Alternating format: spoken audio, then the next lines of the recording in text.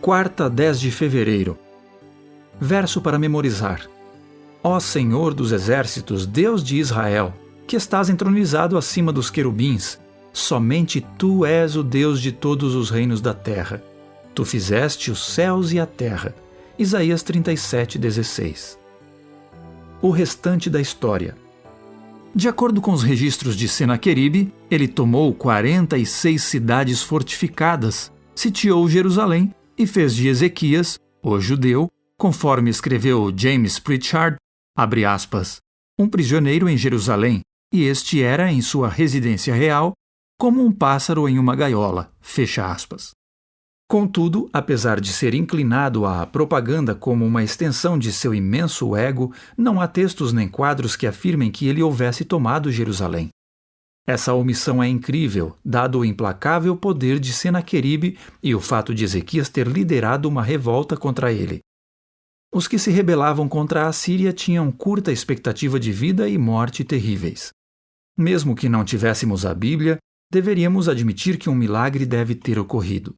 O fato de Senaqueribe ter revestido as paredes de seu palácio sem rival, com figuras esculpidas que descreviam seu cerco bem-sucedido a Laques, parece ter ocorrido devido à sua necessidade de manter as aparências.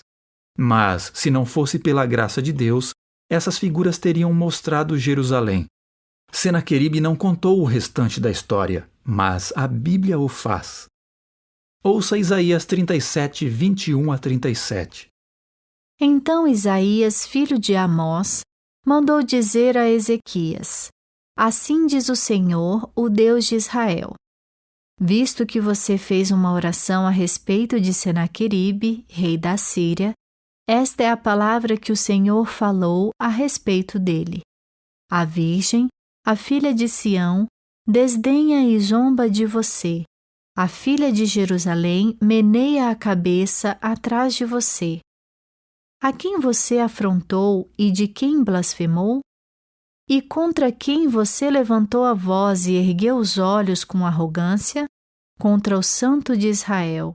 Por meio dos seus servos, você afrontou o Senhor e disse: Com a multidão dos meus carros de guerra, eu subi ao alto dos montes, ao mais interior do Líbano. Cortei os seus altos cedros e os seus melhores ciprestes. Cheguei ao lugar mais elevado, ao seu denso bosque. Eu mesmo cavei e bebi as águas e com as plantas de meus pés sequei todos os rios do Egito. Por acaso você não ouviu que há muito tempo eu, o Senhor, determinei estas coisas e que já desde os dias remotos as tinha planejado? Agora eu as faço acontecer. Eu quis que você reduzisse a montões de ruínas as cidades fortificadas. Por isso, os seus moradores, debilitados, andaram cheios de temor e envergonhados. Tornaram-se como a erva do campo, a erva verde e o capim dos telhados queimado antes de amadurecer. Mas eu sei onde você está, conheço o seu sair e o seu entrar, e o seu furor contra mim. Por causa do seu furor contra mim, e porque a sua arrogância subiu até os meus ouvidos, eis que porei o meu anzol no seu nariz, e o meu freio na sua boca, e farei você voltar pelo caminho por onde veio. E isto será o sinal para você, rei Ezequias. Neste ano se comerá o que nascer espontaneamente, e no segundo ano, o que daí proceder. Mas no terceiro ano, semeiem e colham, plantem vinhas e comam os seus frutos. Aqueles da casa de Judá que escaparam e ficaram como remanescente, tornarão a lançar raízes e a dar frutos. Porque de Jerusalém sairá o remanescente, e do monte Sião o que escapou. O zelo do Senhor dos Exércitos fará isto. Portanto, assim diz o Senhor a respeito do rei da Assíria: Ele não entrará nesta cidade, nem lançará nela flecha alguma, não virá diante dela com escudo, nem construirá rampas de ataque contra ela.